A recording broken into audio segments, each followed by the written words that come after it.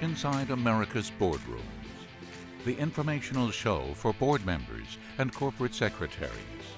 Brought to you with Knowledge Partners, NASDAQ, the Center for Audit Quality, and PwC. Along with content contributors Equilar, Meridian Compensation Partners, Wilson Sonsini Goodrich and Rosati, Donnelly Financial Solutions, and the Society for Corporate Governance.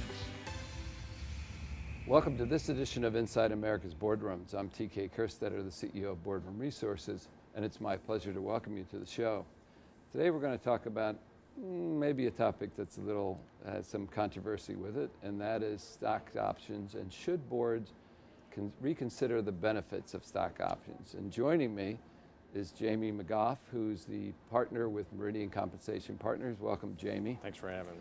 So I know when we talked about this at an earlier time, you were pretty passionate about the idea that boards should at least open up consideration to this. So stock options, I remember in the early 2000s when they became unpopular, Right. Accounting rules and other things sort of pushed them aside. That was also the feeling of the institutional investors and the proxy advisors at the time, that this wasn't the best. Go to restricted stock, don't go to stock options. Give our audience just a quick update on sort of the stock option fall from grace. Yeah, a quick history. It doesn't seem that long ago now, but it's now 15 or 20 years ago, where at that time, 80+% of companies used stock options, and pretty much stock options were the only game in town. Probably 85% of a senior executive's total long-term incentive opportunity was based on options. Where are we now? Now, probably somewhere in the neighborhood of 55 to 65% of companies use options, which means 35 to 45% don't use them at all. And those that do use them, it's probably 35 to 40% weighting. So it's a pretty substantial change. Why did that happen? Really a convergence of three factors that happened at that time. First, pretty high levels of dilution, run rates, that is how fast companies were using shares. That was probably untenable. Second, just kind of a change in the governance philosophy. Probably did have a lot of leverage in the system. I think boards were generally reflecting, is this an ideal way to go? And then thirdly was the looming potential for accounting expense. Up until that time, there was no expense on the income statement. Some companies perceived them as being free. They never were, but that was a perception. But all those things kind of came together in the early 2000s that changed the weighting and the prevalence of use of options. Which, by the way, the proxy advisors at that time were comparatively lesser level of influence than they are now. That grew over time after that. So this whole stock option thing, one thing confuses me, okay? So there's this trend for boards to get more involved and closer to the operations, okay? That pressure is being put on by activists and institutional shareholders.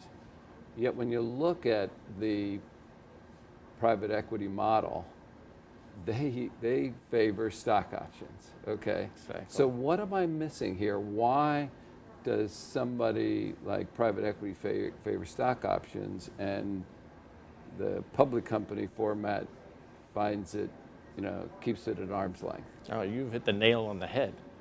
These are substantial investors who have their own money at stake. They would not be using an instrument that was not aligned with their interests and not aligned with creating shareholder value. If it was not performance-based, you can be sure they wouldn't be using it. And while there are variations on a theme, fundamentally, private equity is using some sort of stock option form, some sort of stock option in their long-term incentive program for their senior executives. And the basic question, if it's good for private equity, if it's good for major investors, why is it not potentially a substantial weighting in a public company? So do you see, following that logic, Yeah. do you, and I assume that even though sometimes it takes us a long time, that will permeate down. Do you see a trend where stock options may find their way back? First of all, I'm surprised that it's as high as 60%, even though, as you said, some of that is The weighted. weight is a lot less. But do you see that working its way back into companies just for the logic of what you just described? It's possible. If we look back, the last time we had a truly long stretch of robust general economic growth, the 80s and 90s, and a long, almost uninterrupted bull market, we had a couple things that were common to what we could have now, which was tax reform and a pretty benign regulatory environment, which gave rise to a long-term economic growth. Now, not everything in the past necessarily would be repeated. I don't think we're going to go back to 85% plus weighting, but I think it's possible that you could find an appeal for stock options. There's another reason too. Almost every company complains about performance plans being difficult because long-term goal setting is difficult. And they're not finding the relative TSR plans necessarily as the best alternative. All these things have their merits, but they have their limitations too. And options are a relatively simple and a long-term instrument that make them appealing.